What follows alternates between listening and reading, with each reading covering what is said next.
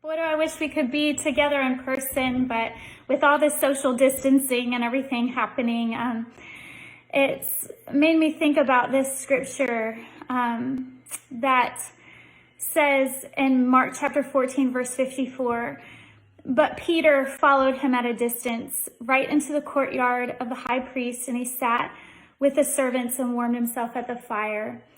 You know, this is the time where Jesus was about to be crucified, and he was brought before the high priest, and they were bringing accusations in front of him, and Peter was following at a distance. And I heard this quote, and Heather Schott, she said, Jesus called Peter to follow him, but when he followed at a distance, it led to his denial.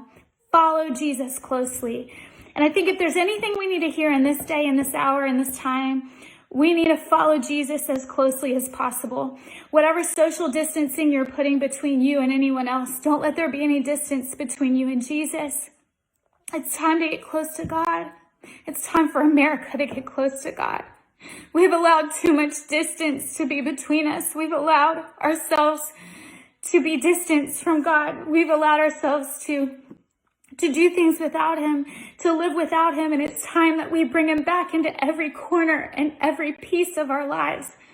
You know, it's time to get as close to God as we can possibly get. I've heard it said that the true test of man is when he is alone with God. So let me ask you, are you comfortable being alone with God? Are you bored? Are you fascinated? Are you unsure? Are you awkward? Is it awkward to be with God by yourself? But we can get to a place where his company is our sweetest, most prized place to be. And I pray that we can get there, and we can. You know, scripture tells us in James chapter 4, verse 8, it says, "Draw near to God, and he will draw near to you. Cleanse your hands, you sinners. Purify your hearts, you double-minded." You see, we take one step towards God, and he will come and close the gap. I think about the distance that Peter put between him and Jesus, and that distance is an amount of space between two things or people. It's a condition of being far off. It's the avoidance of familiarity. It's aloofness. It's not being close. And I think about that, and I think about how Peter loved Jesus. He was his best friend, and I don't believe that he ever dreamed that he would deny him, but that distance did. It brought denial into Peter's life. It caused him to deny the very person that he loved more than anything, the one who he called the Son of God.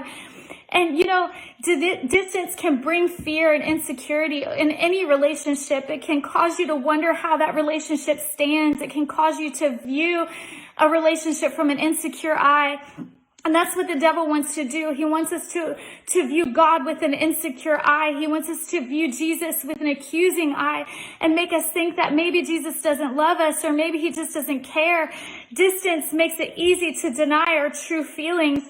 It makes it easy to deny how we felt when we were close to him, the passion that we feel inside. And so I just want to encourage you to be a disciple.